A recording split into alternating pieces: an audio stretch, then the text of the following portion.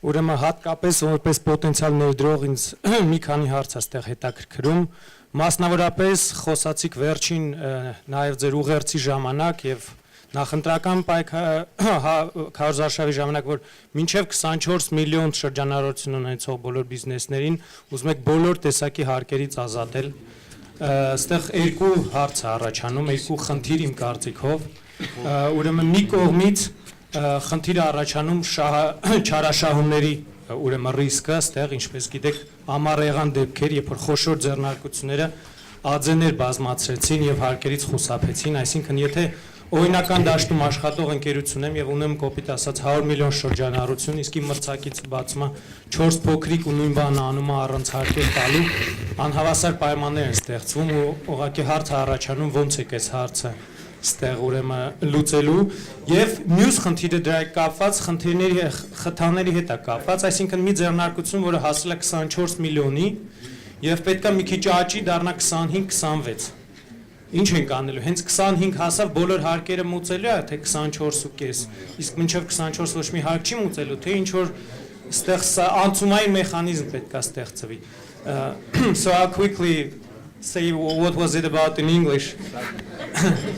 So it was about the tax reform, and basically the question is there will be smaller companies will be freed from tax, but we've seen a lot of abuses in these areas where big companies actually create fake small companies. In the past it was the case, and then we have an unequal competitive environment. So my question is how the government is going to address this issue, because particularly for mid-sized companies this can become a problem potentially. Thank you.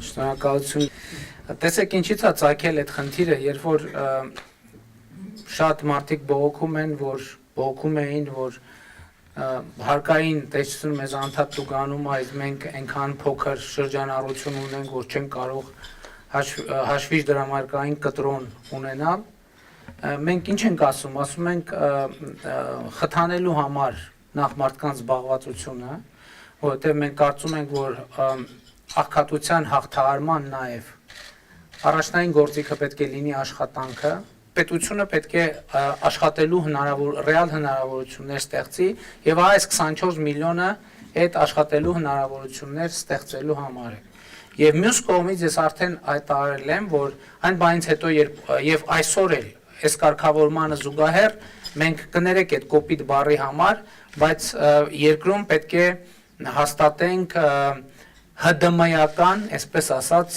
դիկտատուրա այն առումով, որ չպետք է լինի որևէ դեպք, որ որևէ խանութ, որևէ օբյեկտ, այսինքն չհաշվառի իր առևտուրը, սրան լինելու է շատ կոշտ եւ շատ ուժեղ հակազդեցություն, այդ կատեգորիայի մարդկանց մենք տվել ենք այդ հնարավորությունը, որ նրանց պետությունը որևէ կերպ չհարկի, մյուս կողմից իհարկե մենք այդ փորձը ունենք, բայց տեսեք, երբ որ շատ խոշոր ընկերությունները կիսվել էին մի քանի մասերի, այդ հարցը առաջացել էր ոչ օրենսդրության պատճառով եւ լուծվեց ոչ օրենսդրության բերումով։ Դա արվում է քաղաքական համապատասխան իրավիճակում եւ լուծվեց քաղաքական իրավիճակի փոփոխությամբ, երբ որ մենք ասենք այդպես ուղղակի թույլ չենք տալիս որևէ մեկին աշխատել։ Առանձին վերցրած դեպքեր կլինեն, բայց օրենսդրության մեջ նույնպես մենք փոխկապակցվածության մեխանիզմների վերաբերյալ օրենսդրություն ունեն, որը տարօրինակ բան ասեմ, սահմանադրական դատարանը, հակասահմանադրական է ճանաչել եւ մենք պետք է վերանայենք այդ օրենսդրությունը,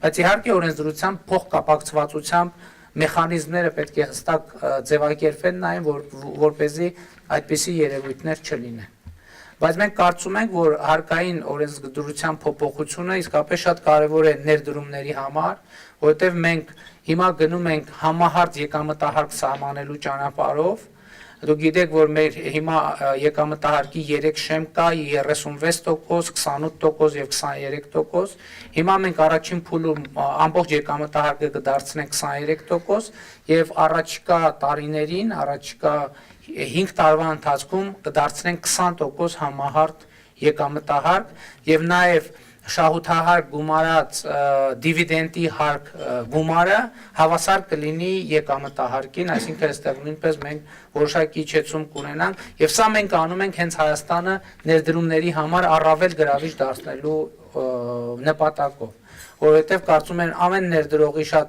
առաջին հերթին հետաքրքրում է թե ինչքան եկամտահարկ պետք է ինքը վճարի իր վարձած աշխատողների համար եւ ինչպես պետք է հարկվի իր շահույթը եւ այս առումով կարծում եմ սա կարեւոր քայլ է Հայաստանը ներդրումների համար առավել գրավիչ դարձնելու իմաստով։ Շնորհակալություն։ Ladies and gentlemen, thank you, Mr. Prime Minister. I'm saying that the session question and answer is very dense. I would like, please, the people who are going to pose the questions to strict that very much. And the Honorable Prime Minister, would you please also try to be as short as possible? Thank you very much. Arben Malkhasyan, I work for HSBC Private Bank here in Zurich. So, thank you, Mr. Phashinian, for a very informative and inspiring speech. Yeah, and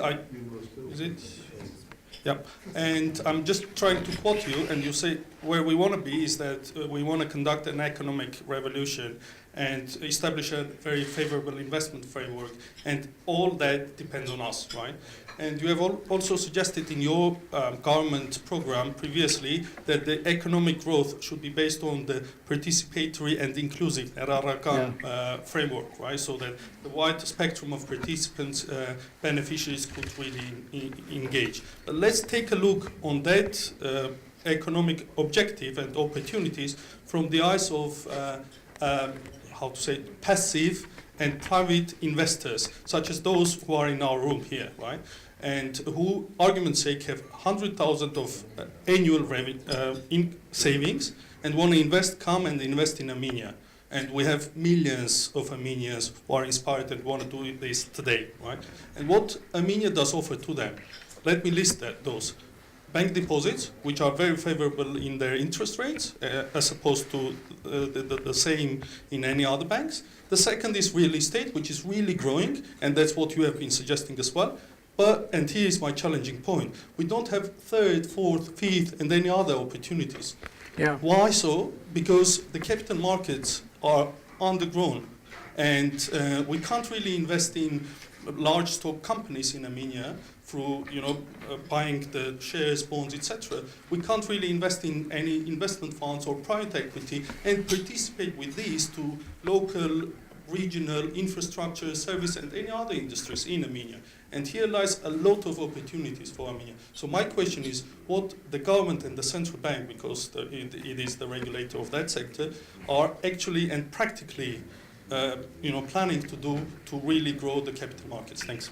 Thank you very much. To be honest, it is very difficult to answer that question very shortly, but I will try. Why we don't have capital market in Armenia?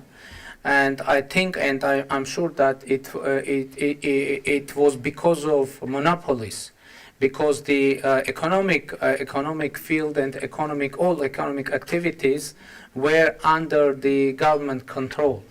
And within last eight months, we actually eradicated monopolies and we opened space for any economic activity. So I don't think that it's government duty to establish, for example, capital market. The duty of government is to open real opportunity, to create level playing field, and to make country as attractive as possible in terms of democracy, in terms of political, in terms of independent judiciary, in terms of stability, etc., and of course in terms of legislation. And I think we have done already something toward that, and that's why we now I've just invited all potential investors to come Armenia and to invest. So I would like to say that there is no any restriction at least in terms of political will and opportunity to have any kind of economic activity in Armenia. Of course, now we maybe we have some problem in terms of legislation, and so we invite all our potential partners to make proposals in terms of legislation, and to improve our legislation to make our economic field more attractive, more open, and more competitive. So it's our vision. Our duty to create opportunity. I don't think that government should enter into business, into economic relations between economic actors. Yes, there is also one more thing. We understand that we should make our regulatory, as I said in my speech, lower and lower. We should reduce the number of regulation connected with doing business, etc., etc. And there is no doubt that we have really political will for doing that, and we will do that.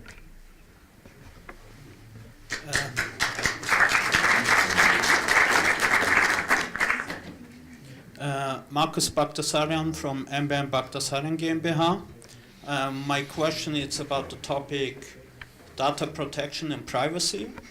I know by myself, because I'm in this field also in Armenia. Armenia claims itself to be the next IT hub, especially in artificial intelligence and in machine learning. But the problem from a Swiss perspective is that Armenia is on the blacklist from Switzerland when it comes to data protection. So, short question, what does your government do to avoid this for the future? It's a very important issue for us, and the digitalization is on the top of our agenda, and of course the security of any data also is very important for us. And now we are going to establish a new ministry, Ministry of High Technologies and Innovations, and one of the general tasks for that ministry to make our digital environment more secure, and to create real guarantees for data security. And of course, we understand that it is very important for making our investment environment more attractive.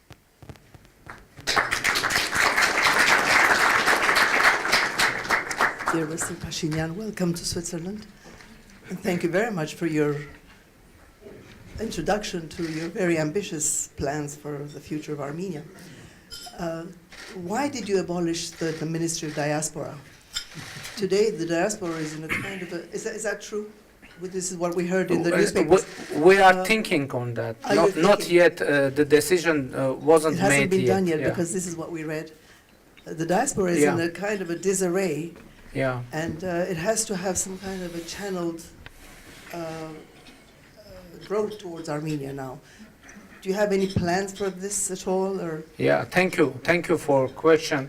You know, our task to make the work of our government more efficient. What's wrong with this topic, with the Ministry of Diaspora? I can explain.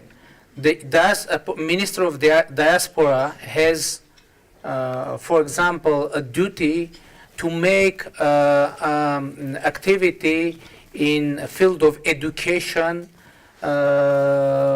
in the diaspora. But the same duty has the Ministry of Education. And we have two ministries doing the same thing in the same place and disturbing each other. Because the body that should create a policy of national education is Ministry of Education.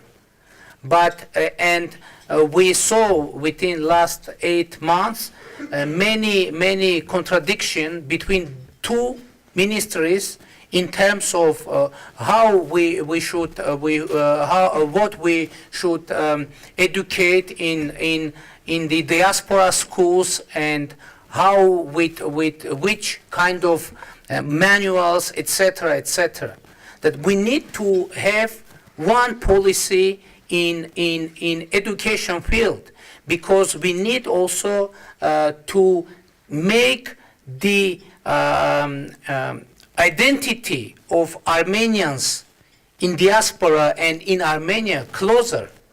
But I'm afraid that our current policy make our identity more and more different. And the existence of two ministries in field of education, one of the cause of that.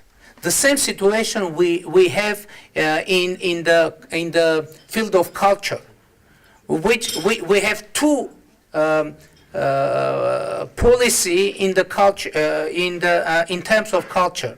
One policy for Armenians in Armenia, and the other policy for Armenians living outside Armenia, outside of Armenia. And I think it is a big problem, because our task to bring our people together, not separate them. And I think, and all we know, that the education and culture are the general tool to create national identity.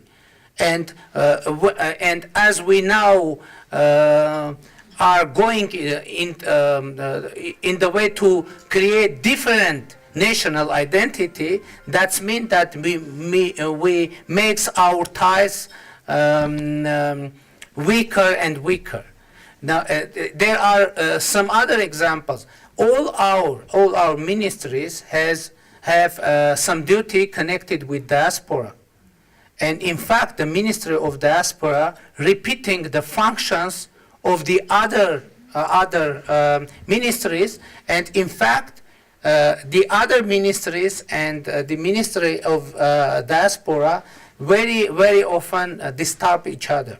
Our views to bring all this function and activity together, and I think that it would be better to have a function of special ambassador of Prime Minister,